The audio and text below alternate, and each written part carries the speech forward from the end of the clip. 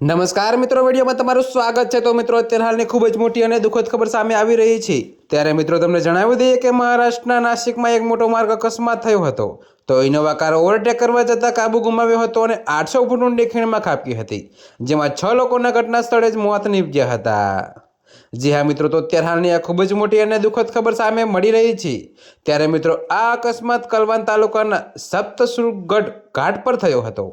તો બધા મૃતકો નિફાડ તાલુકાના पिंपळागाव बसवंतना રહેવાસી હતા।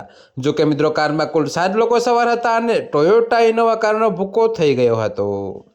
ત્યારે મિત્રો, તમને વધુમાં એ પણ જણાવી દઈએ કે જો કે મિત્રો, મળતી માહિતી પ્રમાણે કારમાં સવાર લોકો સપ્તશૃંગી દેવીના દર્શન કરીને પરત ફરી રહ્યા હતા, ત્યારે તેમની કાર અકસ્માતનો ભોગ બની હતી।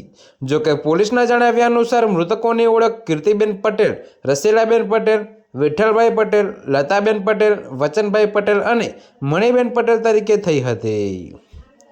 જી હા મિત્રો, તો અત્યારે હાલની આ ખૂબ જ મોટી ખબર છે। ત્યારે મિત્રો, પોલીસ અધિક્ષક બાળાસાહેબ પાટીલે રાહત અને બચાવ કામગીરીનું નિરીક્ષણ કર્યું હતું। જો કે જિલ્લા આપત્તિ વ્યવસ્થાપન સત્તામંડળના નિવાસી નાયબ કલેક્ટર અને સીઈઓ રોહિત કુમાર રાજપૂતાના જણાવ્યા અનુસાર પોલીસ ટીમની સાથે જિલ્લા આપત્તિ વ્યવસ્થાપન સમિતિના કર્મચારીઓ પણ રાહત કાર્યમાં રોકાયેલા હતા। તો મિત્રો, અત્યારે હાલ માટે આટલું જ। મળીશું નવી અપડેટ સાથે। અને જો તમને મારા વિડીયો પસંદ આવતા હોય તો વિડીયોને લાઇક, કોમેન્ટ, શેર અને અમારી ચેનલને સબસ્ક્રાઈબ કરવાનું ભૂલતા નહીં મિત્રો।